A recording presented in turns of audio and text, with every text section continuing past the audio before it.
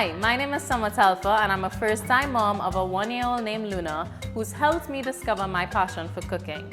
So follow me on this journey as I show you some of the special recipes I make for her. Alright guys, so today we're going to be doing a sweet potato and apple fritters. This recipe is actually amazing for introducing sweet potato to your baby's diet because, not all babies may like sweet potato. So we're first going to go in with a half cup of sweet potato. We're going to use 1 whole apple. This apple that I use is a red apple, but you could honestly use any apple. You could use Granny Smith as well, which is the green apples. Those are actually really good. So I'm going to mix the sweet potato and the apples together just to make sure that everything is fully incorporated. Throw my egg in. Mix the egg in.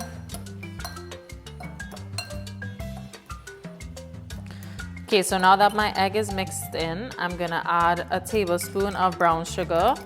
You can actually also use maple syrup. That's a pretty good substitute. Because Luna is over 1, I tend to use maple syrup more than I would use brown sugar.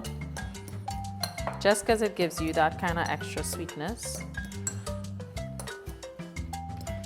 So now I'm gonna go in with my oat flour. If you don't have oat flour at home, a good substitute is actually just regular old-fashioned oats. You can just give that a blitz in the blender and that will do the trick. You could actually use any kind of flour, baker's flour, all-purpose flour, whatever flour that you have, but oat flour is honestly just the healthier substitute.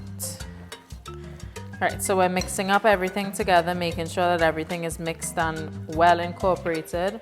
We're gonna go in with some vanilla essence next. This is actually optional. You don't need to add vanilla essence in, but it does give that nice sweetness to the fritters. And lastly, we're gonna add some cinnamon. This is a 1/4 teaspoon of cinnamon.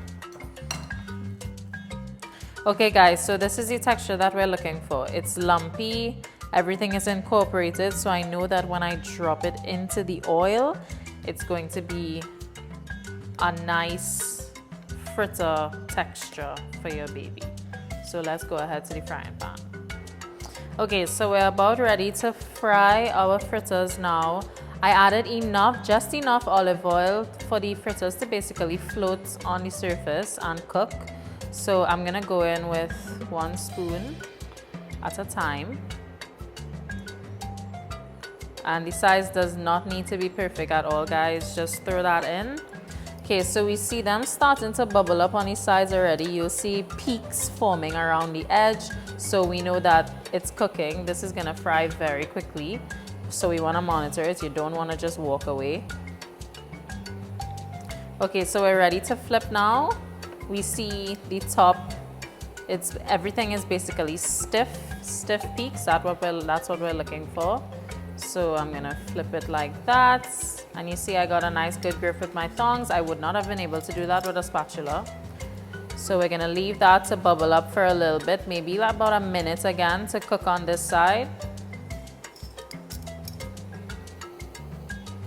Okay, so overall total cooking time, we're looking at about 3 to 4 minutes. So I flipped it back and this is how it looks. So I'm gonna shake it and take it out. So here we have it, guys, our sweet potato and apple fritters. Let me break it to show you the texture. So this is what we have here. So 6 to 9 months, we can serve our babies either whole or in halves. It's honestly up to you because the baby can hold and they can suck, bite, chew on these big pieces. And then from 9 to 12 months, we have these smaller pieces. So at 9 months old, babies actually develop something called their pincer grasp, where they can pick up stuff with their thumb and their index finger, and they're able to do this motion. So breaking them up in these small bite-sized pieces are perfect for that age. Another way to actually make this recipe is you could actually bake them. If you have muffin tins, you can mix everything together like I showed you and place them in a grease muffin tin and bake them for about 10 minutes.